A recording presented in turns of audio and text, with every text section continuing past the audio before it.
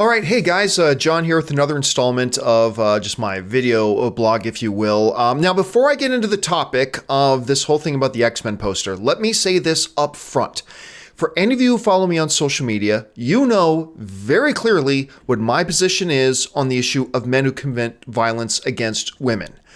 I believe men who commit violence against women are little worms that deserve to be beaten in the face with bricks. They aren't men.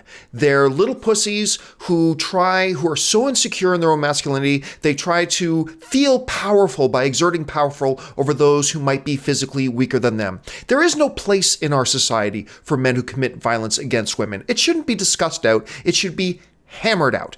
Now, I often get these jerks online whenever I bring that up who try to change topics. Go, well, John, what about women who commit violence against men? Hey, that's another topic. That's a different discussion for another time. Fine. I'm just stating my opinion on the whole idea of men who commit violence against women. No place in our culture, society needs to be blotted out.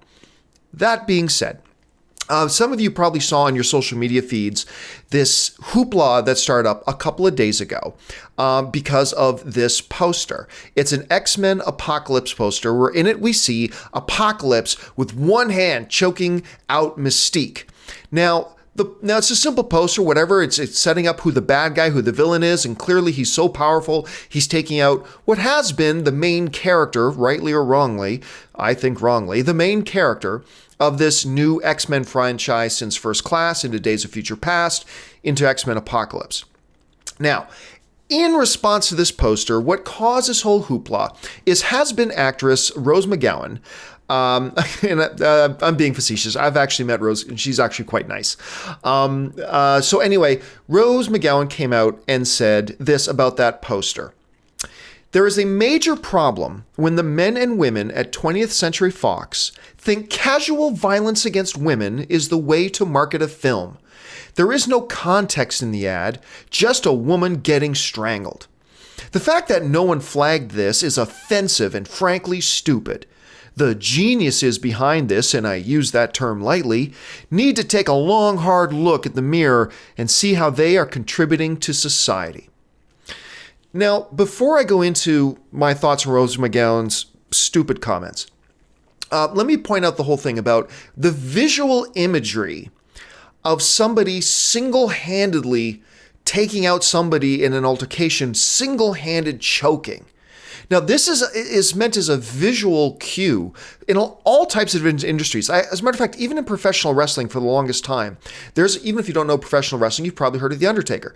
Now, The Undertaker for years, he's this big, physically dominant specimen of a dude. And for decades, one of his signature moves is to, with one hand, grab his opponent by the throat, and either they drop to their knees or he then lifts them up off the ground with one hand to choke them. It's a visual image of pure physical dominance. As a matter of fact, even in Star Wars, what is the very first thing we ever see Darth Vader do aside from walking through a door? The very first thing we ever see Darth Vader do is him single-handed choking and lifting this dude, this rebel officer, off the ground. The visual cue for us as an audience right away is that, oh, this dude Darth Vader, who, remember, no one had ever heard of Darth Vader before this movie. The visual message was, this dude Darth Vader is bad and he's powerful. That was the message being sent with this image. Now, when they showed us Darth Vader choking out the robot pilot, and it made its way around some of the promotion, that wasn't that the movie was sending a message of people choking out other people is okay. Nobody goes around and saying Darth Vader choking out that officer is a message saying that choking people, physically strangling people, that it promotes physically strangling people. I mean, nobody was stupid enough to think that at the time. Now, well, let's move beyond the world of professional wrestling and the world of sci-fi movies. Let's even go to the world of comic books. I mean, in the comic books too, and in comic book movies, that visual imagery, that visual message of exhibiting the power of one person over another and the evil of one person as well, has been used a lot in comic books. Like even in the New 52, when they're trying to reestablish Aquaman, because Aquaman's been getting a bad rap for a lot of years about just how powerful he is. There's this great image in this one comic in the New 52 of Aquaman just one hand grabbing Batman and like choking him out. Even like sticking on the topic of Batman, even going to the movies, there's this iconic image you remember from The Dark Knight Return, or The Dark Knight Rises, where we see Bane single-handed grabbing, choke slamming, or holding up, because the filmmakers with an image visually wanted us to see and get the idea of just how powerful Bane is in the movie, because nothing in a single image conveys that thing of one person's pure physical dominance, pure power over another, than that of the single-handed choke. I mean, sticking, of course, on poor Batman, we've seen that on several comic book images as well. Here's one where, he was being subdued by Superman, showing once again that Superman is so much more powerful than Batman. Again, these comics with Batman are not promoting strangling people. They're just image conveying a message about the story and what's going on. And Batman's not the only guy to do it. I mean, we've seen Thor be on the receiving end of single, chokes and stuff like that. And Batman in the comics, I mean, not Bruce Wayne Batman, but Batman in the comics, when Batman had the mantle of the Bat handed over to Azrael, and Azrael was carrying the mantle of the Bat for a short while Bruce Wayne was recovering from his broken bat, he turns on Robin. And I still remember the issue very clearly. Now, was this Batman comic book promoting violence against children? Is that what this comic book was doing? No, it wasn't promoting violence against children. Or let's even go to another movie that came out this year, in Deadpool, where we see poor TJ Miller getting choked out, single-handed choked up. Again, the movie of Deadpool was not promoting female violence against men. That's not what this image promotes. It was simply an image promoting and communicating to the audience of how powerful this woman was. And she's no nonsense, and she's bad, and she comes in and does that. The notion, therefore, that, look, let's go back to that poster again from X-Men Apocalypse. One of the things is, like I said, in this trilogy of films, rightly or wrongly, I suggest wrongly, Mystique has stupidly been set up kind of as the main badass character of this new trilogy of X-Men films. To me, it makes about as much sense as making Nightcrawler the main character, or Cannonball the main character, or Jubilee the main character. But hey, Jennifer Lawrence is popular, so let's make that the main character. Whatever. The point is that these X-Men films have set up Mystique, being played by Jennifer Lawrence, as the badass of that universe. To the point that even when we get into X-Men Apocalypse, minor spoiler, that the character of Mystique, is a legend amongst all mutants. She's the icon of all mutants. All throughout these new films, we have seen her just viciously kicking ass. She is the badass of the universe, in this X-Men universe. So then what does a poster communicate?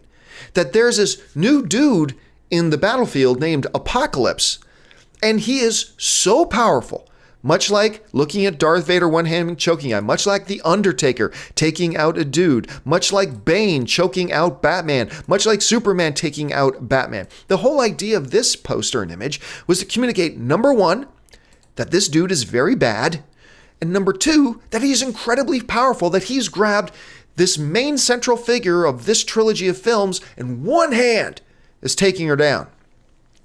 It wasn't a pro-message of violence when we saw it in Deadpool with her taking out TJ Miller. It wasn't a pro-message of violence when Bane did it to Batman. It's not a pro-message of violence when Aquaman does it to Batman. They are simply, like all other things in storytelling, communicating to us something about the story and about the character. In this case, when this one image, for a lot of people who don't know anything about Apocalypse, this one image does a lot. It shows, number one, he's very evil and bad, because whenever you get somebody with all white eyes, that generally means they're bad. But he's doing a very bad thing to our hero, Mystique. And he's so powerful, he's doing it effortlessly. Look, the whole notion that, listen to some other posters, like, what if it was about smoking? Like when we look at a poster for Pulp Fiction, we go, oh my goodness, how reckless of these studios showing somebody smoking on their poster. Shouldn't they be more responsible? This is promoting smoking. No, it's not. It's just communicating the feel and the tone of the motion picture. What about guns? What about Angelina Jolie and James McAvoy, speaking of X-Men, holding out guns? Well, clearly they're shooting people. Clearly that's what they're doing. Do we go, oh my goodness, that movie wanted their poster? They're promoting, they're glorifying gun violence, and gun violence is a bad thing and a terrible problem in our society. Of course, gun violence is a terrible thing and a bad thing in our society, but this is storytelling. There's nothing in the poster of Wanted that promotes shooting people. There's nothing about the poster of Pulp Fiction that's promoting smoking. It's simply telling a part of the story and giving you an idea about what this movie is and what it's about. I mean, even going back to X-Men Apocalypse, we've seen in all the trailers that other image of Apocalypse pinning down and holding down on the ground a guy who's writhing and screaming and trying to get away in Charles. Is this image in all of the trailers promoting pinning down and beating somebody? No. It's showing us a really bad villain who's super duper powerful. Yes, I said super duper.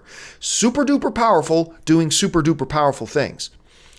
And so this whole thing about this poster being, it promotes violence against women. We're using, first of all, this isn't a poster exhibiting violence against women. It's a poster of a superhuman being, villain, who's so powerful, he's taking out a super-powered being who's been portrayed as very powerful in the X-Men universe so far.